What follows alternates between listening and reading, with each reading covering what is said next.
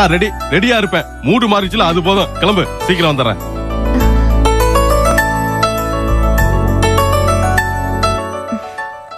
Dear lecturers, today we are here to discuss about the promotional projects, about the opportunities for education in Singapore. In this project, you have to live in India for 6 months, and when you are there, you have to create some awareness as well as opportunities in terms of studying here. Excuse me? Yeah. Why do you choose the teachers for this project? Harsha, இந்த ப்ராஜெக்டோட நோக்கம் என்ன? சிங்கப்பூர்ல உள்ள கல்வி வாய்ப்புகளை பத்தி எடுத்து சொல்றதானே? Yes. இந்த ப்ராஜெக்ட்ல நீங்க பண்ண வேண்டியதெல்லாம் என்னன்னா, சிங்கப்பூர்ல உலகத்தரம் வாய்ந்த கல்வி, திறமையான லெக்சரர்ஸ், நியாயமான செலவுல உலகத்தரம் வாய்ந்த கல்வியை பெற முடியுங்கிறது வலியுறுத்துறது தான். Okay. இதுக்காக நீங்க இந்தியாவில் இருக்கக்கூடிய கல்வி நிறுவனங்கள், கல்லூரிகள், மாணவர்கள்ட்ட போய் கலந்துரையாடணும். இது மாதிரியான விஷயங்களுக்கு உங்கள மாதிரியான யங்ஸ்டர்ஸ் தான் சரியா இருப்பாங்கன்னு நாங்க டிசைட் பண்ணிருக்கோம். Excuse me, tell me about your opportunities in studying. அது மட்டும் இல்ல, சிங்கப்பூர்ல கல்வி தரம் எப்படி இருக்குதுங்கறத பத்தி நீங்களாம் நல்லா உணர்ந்திருப்பீங்க. அதனால அங்குள்ள மாணவர்கள்ட்டையும் கல்வி நிறுவனங்கள்ட்டையும் அதை பத்தி நல்ல விதமா எடுத்து சொல்ல முடியும்னு நாங்க நம்புறோம். அதனால தான் உங்களை செலக்ட் பண்ணிருக்கோம். Okay. சரி, இப்ப சொல்லுங்க, உங்கள யாரு இந்தியாவுக்கு போக தயாரா இருக்கீங்க? ஏன்னா உங்க கல்லூரியில இருந்தா யாராவது ஒருத்தர் அனுப்புறதுக்கு எங்களுக்கு அனுமதி கிடைச்சிருக்கு. The choice is yours. இப்ப சொல்லுங்க.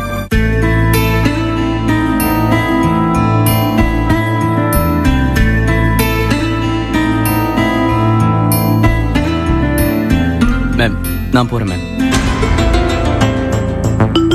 Very good, Harsha. Very good. Thank you, sir. Very good Harsha, இந்த ப்ராஜெக்ட ஒத்துக்கிட்டதுக்கு ரொம்ப சந்தோஷம். Okay, thank you. ஹர்ஷா, இன்னும் கொஞ்ச நாள்ல நீங்க இந்தியாவுக்கு கிளம்ப வேண்டி வரும். அதுக்கு முன்னால இந்த ப்ராஜெக்ட் பத்திய ட்ரைனிங் ப்ரோக்ராம்ல நீங்க கலந்துக்க வேண்டியிருக்கும்.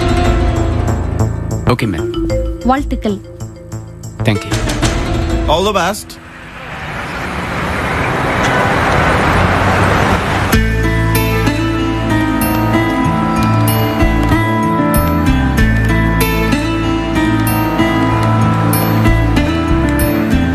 என்ன ஹர்ஷா, எனக்கு ரொம்ப சர்ப்ரைஸா இருக்கு. எது? இல்ல, அந்த ப்ராஜெக்ட்காக நீங்க இந்தியா போறேன்னு சொன்னீங்களே, அதுதான் சொல்றேன். ஆமா பவானி, இந்த முடிவுக்கு நான் வரதுக்கு காரணம் நீதான். நானா? என்ன சொல்றீங்க? நீ நேத்து என்கிட்ட சொன்னது என்ன ரொம்ப பாதிச்சிருச்சு பவானி.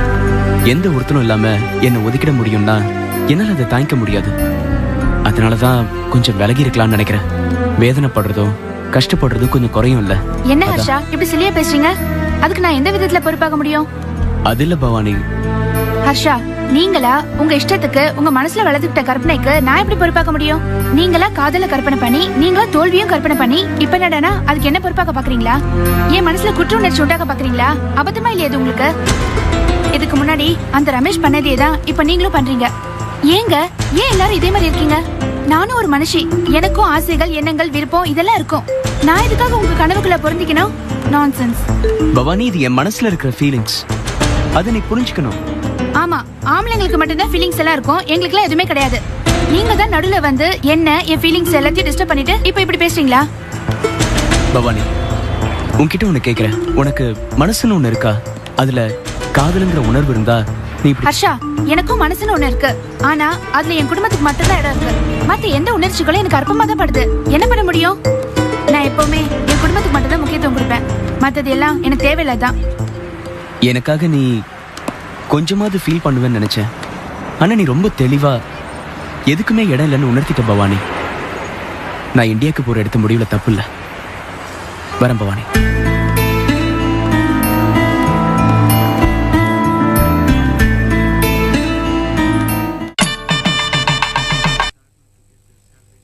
அக்கா, நிஜி அக்கா, எப்படி இருக்க? நல்லா இருக்கேன். நர்ராஜ், வாங்க கோபி. எப்படி இருக்கீங்க? நல்லா இருக்கீங்களா?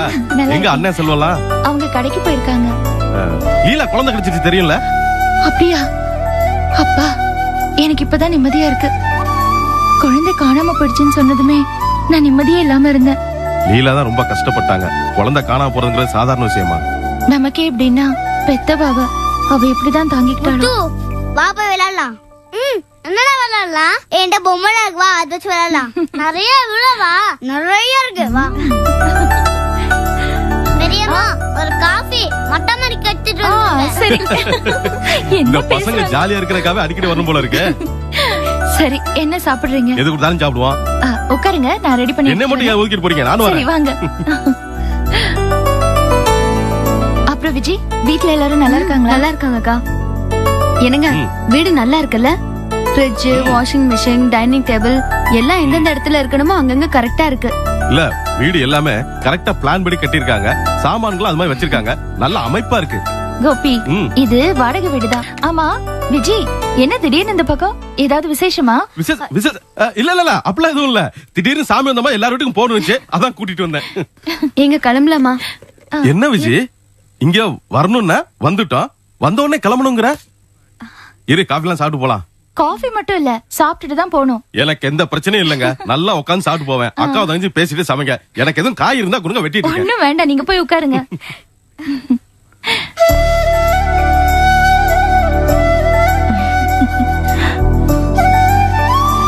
காஃபி ரொம்ப நல்லா இருக்குங்க. என்னங்க ஆச்சரியமா இருக்கு? எதுங்க நீங்க காஃபி நல்லா போடுறது ஆச்சரியமான விஷயமா? அது இல்லங்க, என் வீட்டை தேடி பெரிய மனுஷங்களா வந்திருக்கீங்களே, அதை சொன்னேன். யார பார்த்து பெரிய மனுஷங்க? ஓ, விஜயோட வந்தா என்ன பெரிய மனுஷன் ஆகிட்டீங்களா? நாங்களாம் அப்புறாணி எங்க? ஆமா ஆமா, சொல்லிக்க வேண்டியதான்.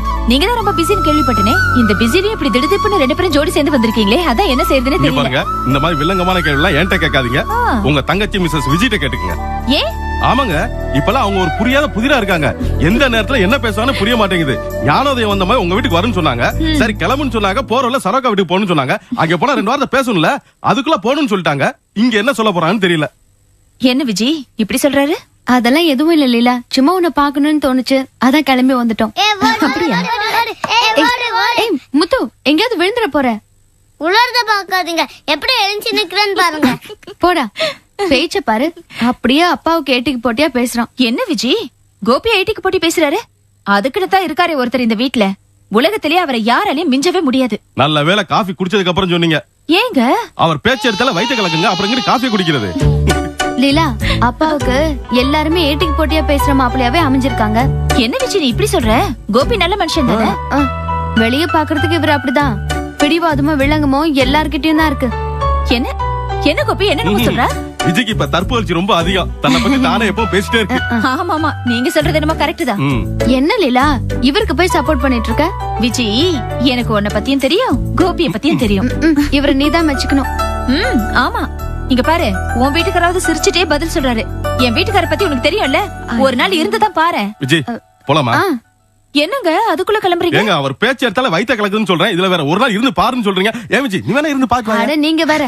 லீலா, அவர் வரதுக்கு முன்னாடி நாங்க கிளம்புறோம். நாங்க போற வழியில தனக்கா வீட்டுக்கும் போனோம். நம்ம சரி, சொந்தக்காரங்களா எவ்வளவு தூரம் டியூலப் பண்ணி வச்சிருக்கான்னு பாத்தீங்களா? முத்து, இனிமே அடிக்கடி வந்துட்டு போங்க. கண்டிப்பா வர்றாங்க. முத்து என்னப்பா? போலாமா?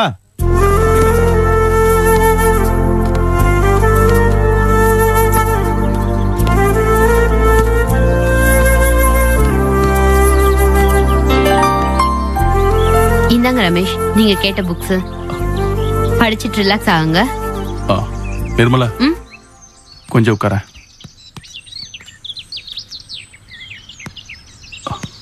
என்ன தினமும் கேம்ஸ், தியானம், எக்ஸசைஸ்ன்னு திரும்ப திரும்ப ரொட்டீன் லைஃபா இருக்கு. ரொம்ப கஷ்டமா இருக்கு நிர்மலா. இதுல கஷ்டப்படுறதுக்கு எதுவும் இல்ல. இத்தனை நாள் வரைக்கும் உங்க லைஃப் கட்டுப்பாடு இல்லாம இருந்துச்சு. இப்ப உங்க லைஃப் கட்டுப்பாட்டுக்குள்ள வந்திருக்குன்னு சந்தோஷப்படுங்க. இல்ல நிர்மலா, எனக்கு ஒரு ஸ்டேஜுக்கு மேல இங்க போர் அடிக்குது. இங்க இருக்கவே பிடிக்கல. எப்படா இங்க இருந்து போவோன்னு இருக்கு. ஓகே போலாம், ஆனா ஒரு பீரியட் வரைக்கும் நீங்க இங்க இருந்துதான் ஆகணும். இவங்களா எப்போ உங்களை வெளியே அனுப்புறாங்களோ அது வரைக்கும் நீங்க இங்க இருந்துதான் ஆகணும். பவானி என்ன வந்து பார்க்கவே இல்ல. என் மேல வருத்தத்துல இருக்காங்களா? அப்படியெல்லாம் ஒண்ணும் கிடையாதே. என்ன பார்க்கவே கூடாதுங்கிற முடிவுல இருக்காங்களா? சேச்சே, நீங்களா ஏன் உங்களை குழப்பிக்கிறீங்க? நான் வேணா இன்னைக்கு பவானியை பார்த்து உங்களை வந்து பார்க்க சொல்றேன். வேணாம் நிர்மலா, அவங்களுக்கா எப்ப பார்க்கணும்னு தோணுதோ அப்ப பார்க்கட்டும். நீங்க ஃபோர்ஸ் பண்ண வேண்டாம். Very good. இதே மனப்பான்மை தான் எப்பவும் இருக்கணும். அவங்கவுங்கள அவங்கவுங்க இயல்புக்கு இருக்க அனுமதிக்கணும். அப்படி இருந்துட்டா பாதி ப்ராப்ளம் சால்வ் ஆயிடும். அந்த மனோபாவத்தை தொடர்ந்து நீங்க வளர்த்துக்கோங்க. ஒரு தரமாவது பவானியை பார்த்தா மனசு கொஞ்சம் ஆறுதலாகவும் சந்தோஷமா இருக்குன்னு தோணுது. என் மனசுல பட்டதை சொன்னேன்.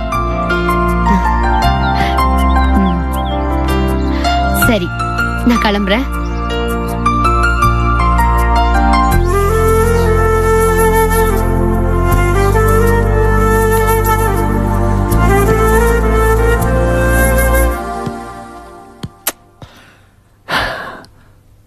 சொல்லப்போனா ஒரு கட்டத்துல எல்லாத்துலயும் நம்பிக்கையை இழந்துட்டேன். ஆனா அந்த நேரத்துல வீடு தேடி வந்து ஒரு கடவுளை மாதிரி நல்ல செய்தியை சொன்னீங்க, தைரியத்தை சொல்லி அனுப்புனீங்க. என்னங்க பெரிய வார்த்தையெல்லாம் பேசிக்கிட்டு? இல்லைங்க, உண்மையத்தான் சொல்றேன். இன்னைக்கு உங்க எதிர இவ்வளவு தைரியமா உட்கார்ந்து பேசுறேன்னா அதுக்கு நிஜமாவே நீங்களும் பவானியும் தாங்க காரணம். ஆமாங்க, அது மட்டும் இல்ல, கடவுளை கண்ட திறந்துட்டாருங்க. ரமேஷ்க்கு வாழறதுக்கு ஒரு நல்ல வாய்ப்பை கொடுத்திருக்காரு. ஆமா, நிர்மலா தான் இப்ப ரமேஷ பாத்துக்கிற பொறுப்புல இருக்கா. அப்படிங்களா? ரொம்ப நல்ல விஷயங்க, கேட்கவே சந்தோஷமா இருக்குது. இந்த நிர்மலா பொண்ணு காட்டுற பிரியமும் அக்கறையும் பார்த்தா என் பையன் கண்டிப்பா குணமாயிடுவான். எனக்கு என் பையன் முழுசா கிடைப்பாங்கிற நம்பிக்கையே வந்துடுச்சு. அது போதுங்க, நீங்க இவ்வளவு நம்பிக்கையோட பேசுறதே எனக்கு ரொம்ப மகிழ்ச்சியா இருக்குது. இது எல்லாத்துக்கும் நான் உங்களுக்கும் பவானிக்கும் ரொம்ப நன்றி கடன் பட்டிருக்கேன். என்னங்க நீங்க இதுக்கு போய் இவ்வளவு பெரிய வார்த்தையெல்லாம் சொல்றீங்க? இல்லைங்க, நான் உண்மையதாங்க சொல்றேன். நான் இங்கிருந்து சிங்கப்பூர் போய் அங்க தங்கி அங்கிருந்து திரும்ப வர வரைக்கும் உங்க பவானி என் பொண்ணு மாதிரி என்ன நல்லா பாத்துக்கிட்டா. அதை என்னால மறக்கவே முடியாது. மனசார சொல்றேன், பவானி மாதிரி ஒரு பொண்ணை பெற்றதுக்கு நீங்க ரொம்ப பெருமைப்படணும். எங்க 5 பேரை பத்தி எல்லாரும் ஊர்ல அப்படிதான் சொல்லுவாங்க. என் மாமா மணிமணியா 5 பிள்ளைகளை பெற்றிருக்காரு. ஒண்ணு கூட சோட போல. அதுல ஒரு மணி மட்டும் கொஞ்சம் குறை மணி. அது என் பொண்டாட்டி. ஒரு பக்கம் மனசார சொல்றேன், பவானி மாதிரி ஒரு பொண்ணை பெற்றதுக்கு நீங்க ரொம்ப பெருமைப்படணும். எங்க 5 பேரை பத்தி எல்லாரும் ஊர்ல அப்படிதான் சொல்லுவாங்க. என் மாமா மணிமணியா 5 பிள்ளைகளை பெற்றிருக்காரு. ஒண்ணு கூட சோட போல. அதுல ஒரு மணி மட்டும் கொஞ்சம் குறை மணி. அது என் பொண்டாட்டி. ஒரு பக்கம்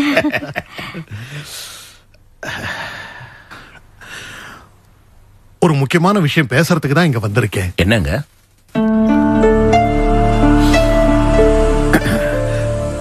பவானி கூட ஒரு பையன் வேலை செய்யறான், ஹர்ஷான்னு பேரு. பவானி கிட்ட ரொம்ப பிரியமா இருக்கான். நீங்க பவானிக்கு அவனை கல்யாணம் பண்ணி வைக்கிறத பத்தி, அவன் ஜாதகம் கூட உங்ககிட்ட வந்ததா சொன்னான். அத நீங்க திருப்பி அனுப்பிட்டதா சொல்லி ரொம்ப ஃபீல் பண்ணான். ஐயா, நான் அவன் கிட்ட பேசி பார்த்ததுல அவன் ரொம்ப தங்கமான பையன். அப்படி இருக்கும்போது அந்த ஜாதகத்தை எதுக்கு திருப்பி அனுப்புறீங்க? ஐயோ, நீங்க தவறா நினைக்காதீங்க. ஜாதகம் பொருந்தலன்னு திருப்பி அனுப்பல. அந்த நேரத்துல எங்க குடும்பத்துல ஒரு சின்ன அசம்பாவிதம் நடந்துருச்சு. நம்ம லீலா இல்லீங்களா, அதோட பொண்ணு ஒண்ணு காணாம போயிடுச்சு. 2 நாள் தவிச்சுக்கிட்டு இருந்தோம். இப்ப கிடைச்சிருச்சு. அந்த நேரத்துல தலைவர் வந்து உடனே முடிவு சொல்லணும்னாரு. அப்ப முடிவு பண்ற மனநிலைமை இல்ல, அதான் திருப்பி கொடுத்துட்டோம். எதுக்கும் இதை நீங்க அப்படியே விட்டுறாதீங்க. இதை ஏன் சொல்றேன்னா, ரொம்ப தங்கமான பையன். அதான் நீங்க சொல்லும் போது நிச்சயம் பார்த்தலாங்க. நான் மறுபடியும் ஜாதகத்தை கொண்டாட சொல்லி பாக்குறேன். ஆமாங்க, என்ன பவானிக்கு ஒரு நல்லது நடக்கணும். அதான் ஏன் விருப்பம். உங்க நல்லதுக்கு நிச்சயமா நடக்குங்க. செய்துறோம். அப்ப நான் வரட்டுமா? வரேம்மா. வரங்க. வரங்க. என்னமாமா, என்ன பண்ணலாம்? ஏன்பா, அந்த பையனுக்கே நம்ம பவானியை முடிச்சிடலாம்ப்பா. முடிச்சிடலாமா? முதல்ல அந்த பையன் யாருன்னு தெரியாதப்போ கொஞ்சம் யோசிச்சேன். இப்ப சிவசாமியே நல்ல பையன் சொன்னப்புறம் முடிச்சிட வேண்டியதான். ஜாதகத்தை கொண்டாட சொல்றேன். எதுக்குப்பா அங்க இங்கன்னு தேடியா வேணும்? அந்த பையன் நல்ல பையனா, அவனுக்கே முடிச்சிடலாம். செய்திருவோம்.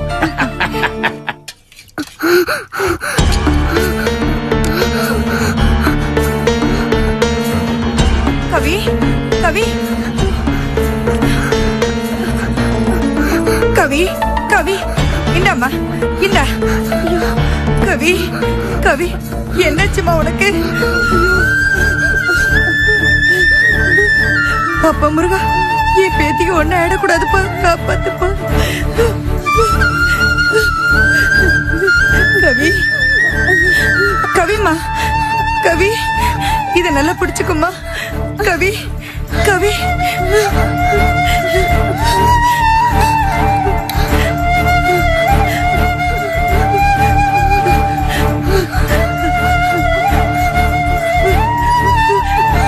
கவி கவி கவி கவி கவி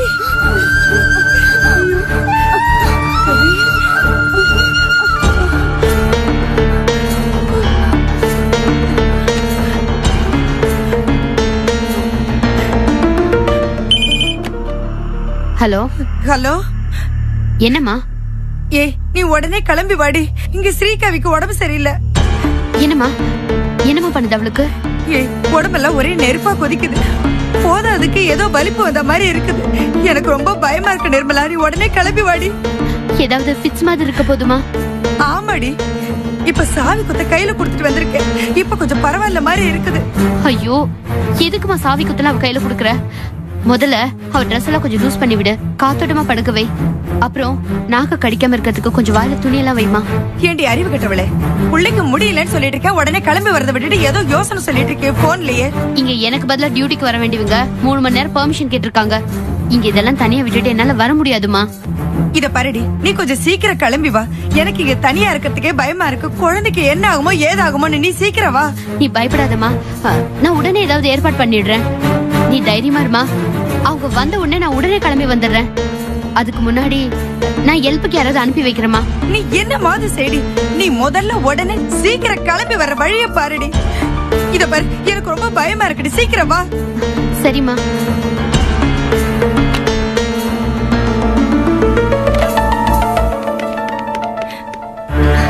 கவி அழாதம்மா, அழாத. போன் பண்ணிருக்கேம்மா, அம்மா வந்துருவா. அழாதல.